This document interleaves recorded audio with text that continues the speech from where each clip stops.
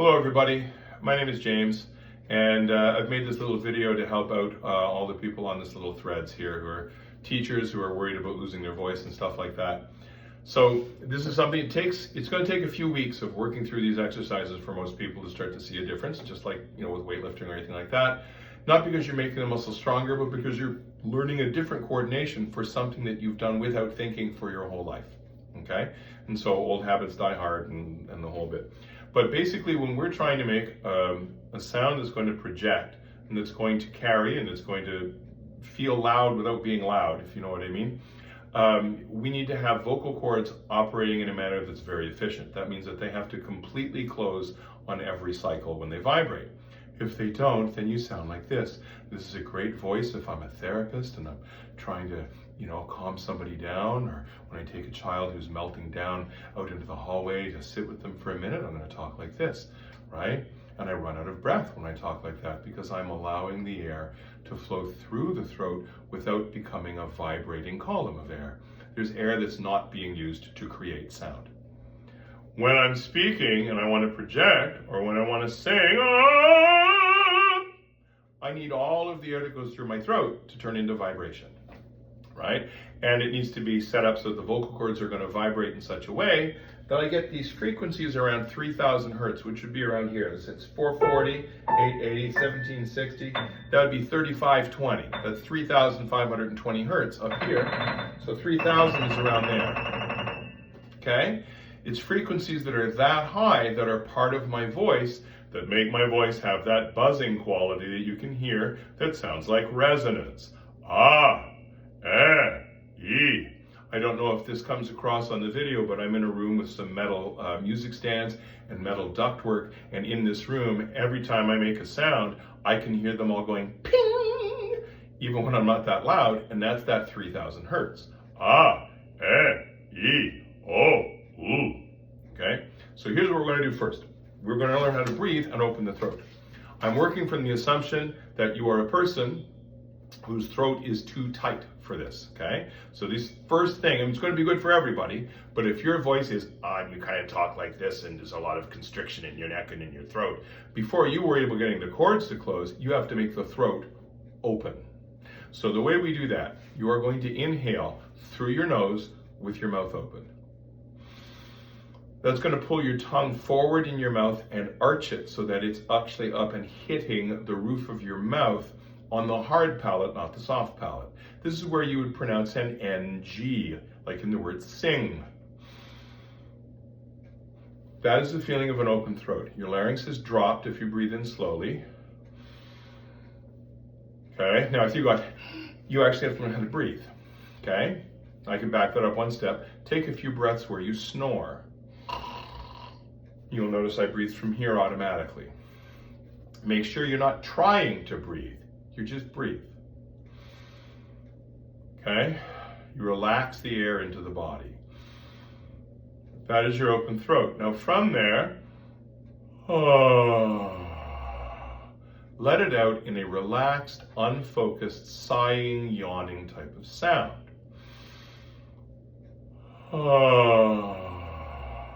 You'll feel the tongue slightly break apart from your palate, and the sound needs to be flowing, unfocused. This is not a useful sound. This is to turn the larynx off. So you're not,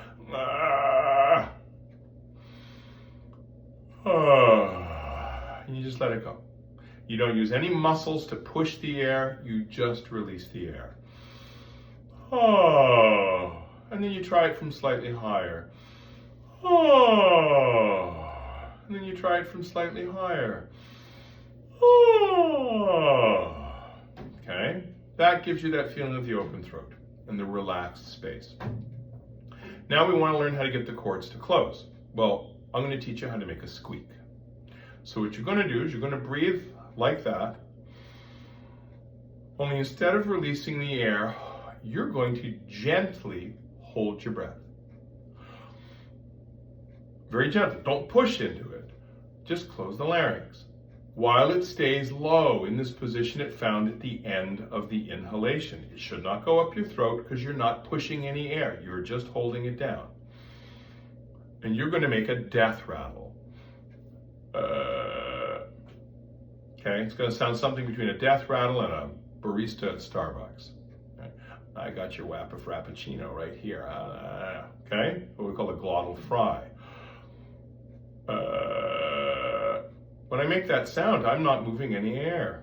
I'm moving, well, that's not true. I'm moving such a small amount of air that I can't feel that I'm moving any air. If I go, now my throat gets tight and the sound doesn't rattle.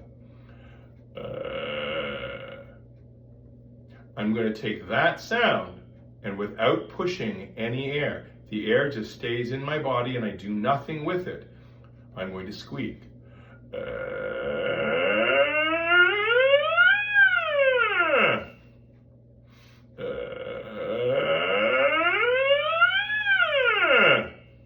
That sound is what opera singers refer to as squillo, or the squeak that's in the center of a sound that we lean into in order to make a full sound that's going to project.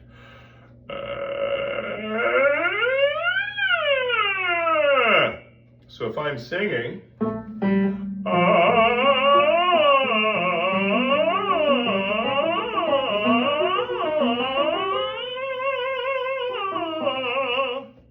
I'm singing on that squeak so that my voice doesn't go and then crack. It cracked because I put too much breath pressure at it. If you push too much breath, you're going to do one of two things, depending on your physiological and emotional makeup. You're either going to hold it back and become a tight person with a tight voice, or you're going to open up and let all the air go and become a person with a breathy voice. Okay? You don't want to lose your voice. You can't be gripped and you can't be breathy. You have to be resonant. So you find that squeak. Could take you 30 seconds, it could take you 2 weeks until you find and master that squeak.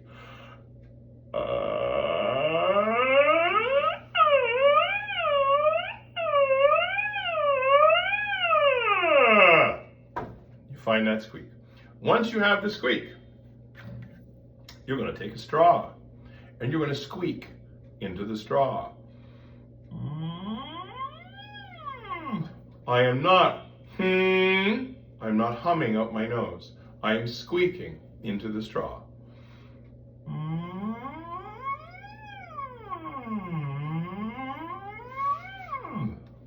And then I'm going to sing some little arpeggios. Squeaking.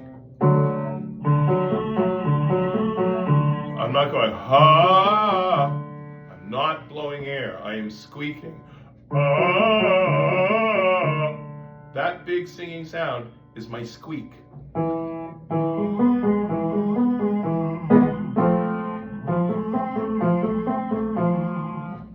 What this straw does is create what we call a SOVT exercise, or a semi-occluded vocal tract, which means you're partially covering the hole over your larynx. Air can still go through the straw, the voice can still go through the straw. Now, I am obviously breathing out, but I'm breathing out so little air. It's a very thin stream of very quick moving air, like a little laser beam of air.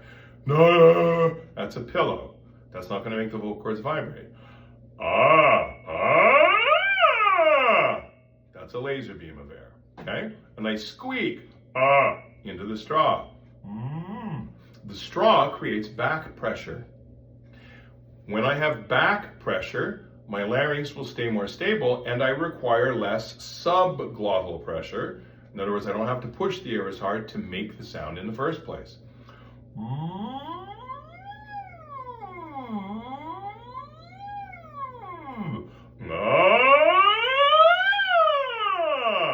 Like that.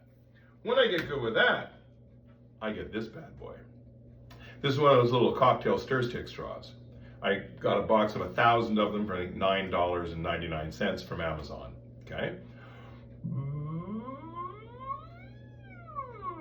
This is harder because there's going to be more back pressure, which means I cannot force the voice. If I push too hard, everything's going to jam.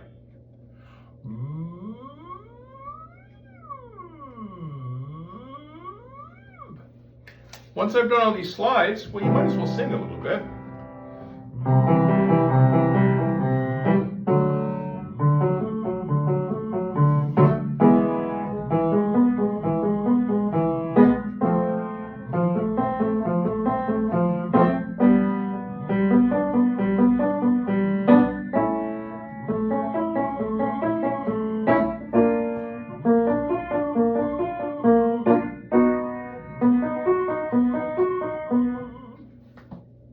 and then you try it without the straw. On a neutral vowel, the schwa sound, use your brain to focus on the sound you desire to make. Do not listen to the sound you actually made. Listen with your inner imaginative ear for the sound you are trying to elicit. Make sure you are always thinking about not ah, so it doesn't go that means you're not focusing on the sound. You must keep and you squeak it.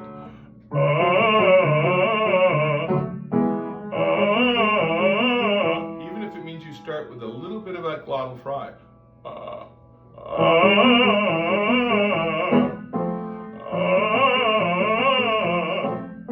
Resist all urge to push any air from your abdominal muscles at the voice.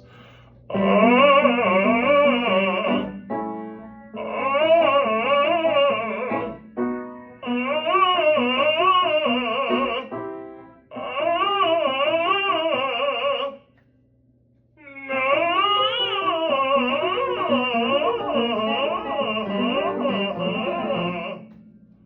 live on that squeak.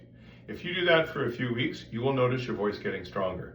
Now, if you are someone whose tendency is to be very breathy, I'm going to show you one little extra exercise to do.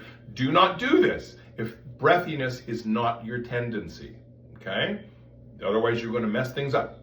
So for somebody who talks like this and has a difficult time finding that squeak because you've always been this way, you need a little bit of extra work, a little bit of extra help. So you're going to do what's called a glottal strike. Like you're scolding a child. It's not It can't be a heavy, dense sound. It's got a squeal. And you're going to do a little singing exercise on it. And if you can't sing, you think you can't match pitch, don't worry about matching pitch. Worry about starting somewhere kind of medium high in your voice, sliding down, and then hitting the voice. So you're going to go like this. I would start. Where would I start if I was doing it? I would start.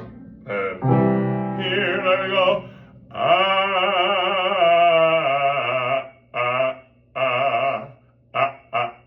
Not I am not using air push to start any of those sounds.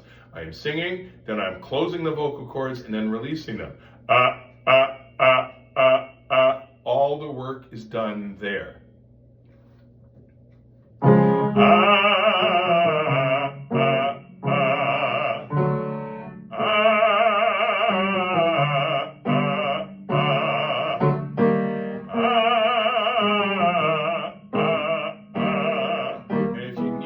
Start it with a little bit of that glottal fry.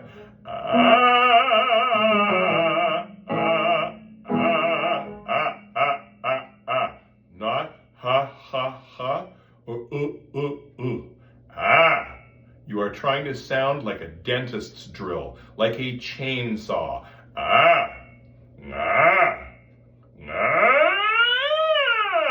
That is the secret to being able to project your voice so that I can talk like this all day long.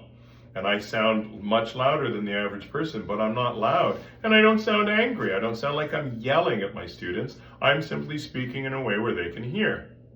Right? I'm not, you little rotten little rats. I'm not screaming. I'm just doing this. Okay, guys, it's time to settle down. Pick up our pencils, get back to work. Thank you very much. Right? And because it changes that tone, I don't get the same kind of visceral response sometimes from my classes that I would if I go, come on! Because that sounds angry. Come on, let's go. We got stuff to do. Right? It's all about creating that projection. Projection comes from that zing on the vocal cords. Okay? Thank you very much for your time. Feel free to send me a message here on Threads if you have any questions about this.